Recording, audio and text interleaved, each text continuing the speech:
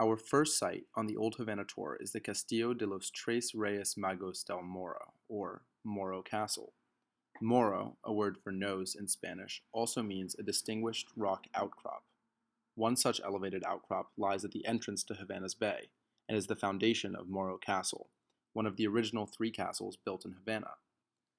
Before its construction in the late 16th century, a hut housing two watchmen overlooked the area from the same vantage point. After suffering from raids for years, King Felipe II of Spain assigned military engineer Juan Bautista Antonelli to design defenses for Havana. This Morro, the outcrop opposite it, and the channel into the bay were clearly of the most strategic value.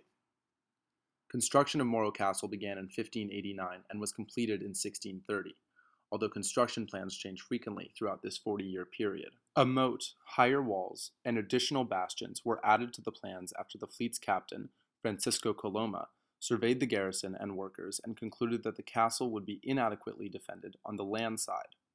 The wall facing the sea was begun in 1602 and, once completed, supported 12 large cannons, named the 12 Apostles. The fortress was designed to fit into the natural indentations and difficult terrain of the rock outcrop on which it was built, and, following military and naval strategy of the time, provided successive defensive batteries from the tops of the walls down to sea level. The stones used in its construction were cut from the outcrop itself, many of them from what would become the dry moat structure that surrounds the fortress. The fortress first saw military action against the British invasion forces in 1762, and withstood a 2-month siege from British batteries. Being the focus of the attack, the walls and bastions sustained between 500 and 600 direct hits a day, and British military documents detail that approximately 40,000 projectiles or bombs struck the castle in those 2 months. Despite this, the captain of the garrison, Luis Vicente de Velasco, managed to maintain repairs of the walls throughout the siege.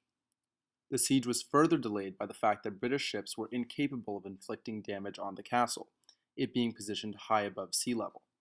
The 4 ships that aided the siege were severely damaged by Morro's seaside defenses, a testament to Morro's effectiveness as a sea defense.